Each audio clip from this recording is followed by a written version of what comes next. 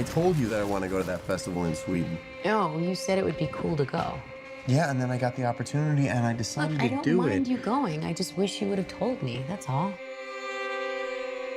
Dude, she needs a therapist.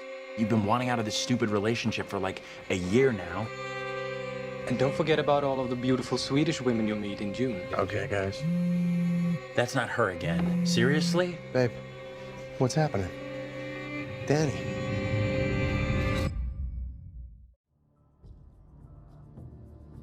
It's a strange thing being a horror fan. The stories we're willing to watch unfold just to get a scare. From the slow burn of atmospheric horrors to the adrenaline rush of slashers. From undiscovered caves to outer space, there's no place a horror fan won't go. And one of the greatest examples of this would have to be Midsommar, a film that doesn't take place in an Arctic outpost or haunted asylum. Instead, a Swedish festival filmed almost entirely at daytime. Not exactly the first thing that comes to mind when you think of a horror film, but an interesting choice nonetheless. Midsommar starts off by introducing Dany and Christian and establishing the dynamic of their relationship. Dany is in love with Christian, but fears she might be pushing him away due to the issues she's been having with her family. Christian, on the other hand, isn't sure what he wants. He's afraid to lose her for good, but he's also been working up the courage for over a year to break up with her. It's clear from the very beginning that either they're not right for each other, or at the very least they have some serious issues to work out. But before either of them can address this, Dany finds out that her parents were killed by her sister, who then took her own life, and he's now the only one she has left. It flashes to 6 months later, where we see them trying to have a normal night out after months of mourning and depression. They make a point of showing how introverted Dany is, as she only takes interest in the conversation after overhearing that they're going to a Swedish festival, something that Christian neglected to tell her. Christian ends up inviting her, just to try to make her feel better, fully expecting her to decline, but to the surprise of him and all his friends, she decides to come. They arrive at the festival, a guest of Christian's friend Pele, who was one of the only ones who's happy Dany came. They immediately eat some shrooms, tripping as they take in the strange new environment, wandering around the site. Not exactly the best idea for a girl dealing with the type of emotional trauma that Dany has, and I really hope this won't be the first of many examples of them making stupid choices in order to progress the plot, almost as if we need them to be high to justify the stupidity of future events. The next day after a ceremonial breakfast, the film takes a turn as they unknowingly watch a ritualistic suicide. A shocking scene and truly one of the only horrifying parts of the film, but it just doesn't make any sense. Pele and Josh were completely aware of what they were about to witness, and they were the two of Christian's friends that were most sympathetic to Dany's situation. Yet they willingly let her watch an elderly couple die brutally when she is just getting over the brutal murder of her parents. This is unbelievably stupid and is not something I believe they would do after the traits they've shown. So the only explanation is that Midsommar may potentially be guilty of one of the worst horror tropes you can do, turning your character's brains off in order to have a scene that you want. Lacking the skill or patience as a writer to make a scene flow naturally through cause and effect. How many times have we seen a villain get knocked out by the victim, only to have them drop the weapon and flee in fear? How many times is a protagonist grabbed by the enemy, only to be flung away? They all drive me crazy, but nothing is worse than what I like to refer to as IQ drops, because unlike being able to brush it off as poor choreography or logistics, it takes a character that is established as reasonable and intelligent, and it ignores these traits for the sake of the scene. So a scene that is visually shocking and disturbing falls apart the moment you think about any of it, because it wasn't earned and it was just there to shock you. Don't fall for this. Dany is totally shocked by it and wants to leave, and instead of Christian, it's Pele comforting her, trying to get her to stay, even forcibly revealing that he also lost his parents, taking advantage of her vulnerable state to try to connect. After waking up from the most random and convenient nap I've ever seen, which basically only happened so he didn't see the suicide, Mike decides he needs to take a piss. So instead of using the bathroom, instead of going into the forest, this jackass decides to take a leak in the middle of the field in front of everyone, and he just so happens to piss on a sacred tree. How fucking convenient. What are you doing, Mr. Astor? How do you go from Hereditary's plot and characters to people literally taking lucky naps and pissing on sacred trees? Come on, man. We then see Connie, one half of the inseparable couple that was added to contrast the cold friction between Dany and Christian. She's got her bags packed after what they saw, the only people in the film behaving like functioning humans. And Dany, who overheard the entire conversation, immediately tells Christian, who could not care less. This scene clearly highlights the emotional disconnect between them, and it shows how oblivious Christian is to her feelings.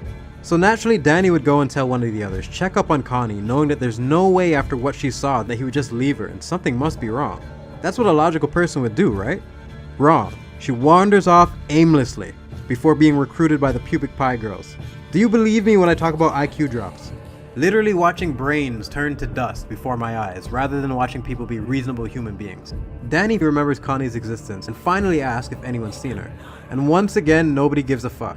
Until some random guy says he drove her to the station. None of the guys ask any questions and return to their pie. Danny, after hours, is finally the first person to bring up why would Simon leave her. And Christian says, I'm sure it was just a miscommunication, which prompts Danny to say, I could see you possibly doing that. this was the moment their relationship was over. To say something like that in front of his friends and a group of strangers, it's really hard to justify if she wants this relationship to work. So the only interpretation I can have is that this was the last straw between them. Mike, the tree pisser, gets called away by a random girl, and once again nobody cares or is paying attention. Josh sneaks out to take a picture of a book for his research after being denied access. Why is any of this happening, you might ask? The reason is simple. This movie is shit, and it needs people to die by any contrived means possible. So they have one piss on a sacred tree and one steal a sacred book. They try their best to make it a scary scene, making Mike's face used as a mask. And all I can think of is, fuck you, you're not Leatherface. The next day, instead of panicking at the fact that potentially 4 of their friends are missing, they are casually eating breakfast. And again, instead of taking any actions, the next logical steps, they suddenly are taking orders and having their days planned out for them. Dany gets high with the Pie Girls until she can't feel her feet, and Christian gets summoned to a meeting where he is told that they have chosen him to mate with one of them, because he is a perfect astrological match. Instead of asking her to explain what the fuck she's talking about, instead of mentioning Dany, instead of inquiring about his missing friends, Christian says, I think I ate one of her pubic hairs. I mean, he's not even a character at this point. They've completely removed his brain in order to sloppily manufacture the scenes they want. And the people who defend the stupid decisions by saying it was because they are drugged. First of all, no. Being high isn't the same as being literally brain dead. And second, that doesn't apply to this scene because this is right after breakfast and Christian hasn't taken anything yet. So the only conclusion I can come to from this scene is that they wanted to reaffirm the wedge between Dany and Christian and set up the plot with the Pie Girl. But they did it at the expense of one of our main characters, and it's really not going to be possible to take him seriously after this. And considering Josh and Mike are dead, and Dany is literally turning to a flower as we speak, that's pretty disappointing. We see him head back out and join the group watching Dany dancing. A lady walks up to him and says, "Here, drink this. It'll lower your defenses and open your influences." He tries to give it back to her, fearing a bad trip. And she says, "No, you will be fine, trust me." Christian looks over at the girl and then says fuck it, drinks the whole thing as Pelly tries his best to hide his delight. It cuts back to Dany, who has defeated the Pie Girls and is now the May Queen, whatever the hell that means. Christian, who has no idea what the fuck is going on, is at the table tripping his balls off as Dany is at the head of the table being embraced as family. They suddenly take Dany away in a carriage before luring Christian into a barn where a chain of naked humming women await him. I honestly have no words for this mindfuck of a scene, so I'll just move on. Dany, whose carriage ride is suddenly over, gets conveniently dropped off right in front of the barn. She asks the girl, "What's that?" And the girl says, "That's not for us," as if that's a reasonable answer. Not only does this stupid reply make Dany want to check it out, but it's also responsible for creating the frowning flower, this stupid face that they decided to have her make the rest of the movie. Are they trying to get Dany to find Christian? Like, was this whole thing planned? Or does this entire scene rest on the fact that Dany just so happened to get dropped off right in front of the barn, and just so happened to speak to the one person in the village who doesn't enforce the rules? We see her have a complete meltdown at the sight of Christian cheating on her, losing her mind, reacting more intensely than when her parents were killed. How can this be a remotely believable scene after what Dany said to him? This should have been the moment that cemented in her head that Christian is not the man for her, and begin the healing process with her newfound friends. But that would make too much sense, so she goes batshit crazy instead. Christian suddenly snaps back to reality and stumbles naked out of the barn. And instead of going back to the cabin, he panics and runs through the field into another shack, passing by the garden where Josh's leg is sticking out. Why? I don't know. He hides inside the shack and finds Simon's body pinned up with flowers. Why? I don't fucking know. I'm not even sure the director does at this point. This movie has gotten so lost trying to inject symbolism and themes that it's forgotten to be a horror film. None of this makes any sense.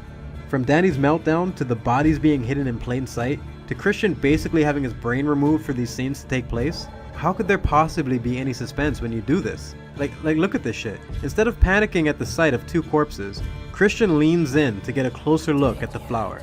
And some guy sneaks in without him hearing the door open and blows some magic fairy dust in his face, knocking him out. It's scenes like this where I have to ask, where do we draw the line? Just how stupid do characters have to get before you lose investment and become insulted at the writer trying to pass this off as a believable scene? Or are we just gonna give every stupid event a pass because they're high? Get the fuck out of here. We see Christian wake up, unable to move or speak. All the talk about cycles and rituals throughout the movie gets contradicted in one scene, as they are now all basically just insane, including Dany, who has reached her final form as the Frowning Flower Queen. We get the unbelievably unshocking reveal that Pele planned this entire thing to bring new blood. They announce that Dany, as May Queen, must choose between Christian and a volunteer. And Dany, in a moment of clarity, chooses the volunteer, knowing that regardless of how much he broke her heart, he doesn't deserve to die. She spares his life and leaves him to be with Pele, the only one who understands her. She grows as a character while being the bigger person and finally finding the emotional connection she so desperately seeked. No, that would make too much sense, wouldn't it? So instead, they put Christian in a bear carcass and they burn him alive. And the movie ends with Dany turning that frown upside down because she's a fucking lunatic. What the hell are you? No! No! No! How the fuck is this remotely justified? How is this praised as an empowering moment? How is this considered a logical ending? Who are you and why are you smiling? What happened to the character I've been watching for the last 3 hours? Never in my life have I seen a film try so hard to manufacture a villain out of a character that has proven only to be a shitty friend and a worthless boyfriend. Yet the film and the critics reviewing it ignore every decent thing he did and how damaged this relationship was from the start. Christian invited her literally just to make her happy, even though he didn't want her to go and he wanted to be with his friends. When they arrived, he tried to get his friends to wait on the shrooms to accommodate Dany. After she passed out, he waited by her for 6 hours. He felt awful about forgetting her birthday, even though he was high on shrooms. My point is, he actually did try. Someone please direct me to the scenes where Dany made any attempt at fixing their problems, or did something remotely likable. Because other than bitching and moaning and crying, all I remember is her embarrassing him at breakfast and baking pies. Not to mention the fact that she was provided a volunteer and still chose to brutally murder him. Yet it's still praised as an empowering moment when it's literally one of the worst endings I've ever seen in my life. This movie utterly fails as a horror film by relying on shock value over logic or suspense. And the only thing left of any interest is Dany and Christian's relationship, trying to see how this is going to play out. And instead of having any kind of reasonable arc or closure between them, they destroy Dany's character and unjustly condemn Christian's. I completely understand what they were trying to do with this movie, but when you compare it to how hard some other films work in order to justify a dramatic death after a turbulent relationship, it's actually embarrassing to see what Midsommar's done. Take the movie Backcountry for example, where a couple will go on a romantic hiking trip and get lost deep in the forest. They establish throughout the movie that all of the events that led to the situation were due to Alex's foolish ego, wanting to show off his knowledge of the wilderness, refusing to take a map, even refusing a guide just out of jealousy and pride. Jen, who had been patient the entire time, snaps upon finding out that he took her phone out of her bag so she would stay off it and enjoy the trip. We find out that the reason he brought her way out here was to propose to her. We get a chance to understand both perspectives before the event. They are attacked and Alex is mauled by the bear, and his dying words was for her to run while it's busy with him, giving his character some form of redemption. And Jen has a grueling journey but manages to find her way out of the forest without her boyfriend's help or even a guide. A death due to cause and effect. An actual empowering journey. There's so many examples of this. How about Karen from Blade 1? Remember her? They established that her ex is one of her co-workers, who constantly pressures her to get back together. They are both attacked by a vampire, and she is saved by Blade. And instead of becoming a damsel in distress or an instant love interest, she shows the skepticism and defensiveness that a person should have in this situation. She works with Blade, using her expertise as a doctor to improve Blade's serum. And after being thrown into a hole to die at the hands of her ex, she takes him out in a believable way and escapes on her own. That is how you do empowerment. A character acting like a human in believable scenes. It's very simple. Now, compare that to the bullshit in Midsommar. Can you see how unearned these payoffs are? How pointless these characters are? Because nobody has a remotely meaningful arc or journey in this entire movie. They walk around, they look at things, they get high, and they die. Like, that's it. Themes and symbolism have completely replaced logical character development. And the result is a film that only works if you ignore the facts and treat it like a fantasy. I just don't understand why the standard has fallen so low that we have to rate movies based on the feelings we had and the message we interpreted, rather than actually taking an objective look at the events of the film and whether they were earned or even made any sense. what was the point of killing Dany's family in the most dramatic fashion ever if it's not going to have any effect on the film after that scene? It's not a setup or a major plot point. It exists solely for the shock value, like most scenes in this movie. It was a cheap way of making you feel sorry for Dany, and that might be my biggest takeaway from Midsommar. For a movie that appears so deep and complex on the surface, but every aspect of the writing feels cheap. From the contrived deaths to some of the stupidest characters I've ever seen. Even this guy pretty much existed only to be in the trailers. There's no substance here, yet this film is still critically acclaimed for all the wrong reasons. To praise Midsommar as a horror, a drama, or even an empowering arc is a slap in the face to all the films that did it so much better. Ari Aster knocked it out of the park with Hereditary, and his choice to follow it up with almost 3 hours of nonsense is baffling to me. Any horror film that attempts to try something new and doesn't just rely on jump scares will tend to usually get my respect and appreciation. But this was a pretentious, contrived, contradictive disaster. Save 3 hours of your life. Stay away from this shit.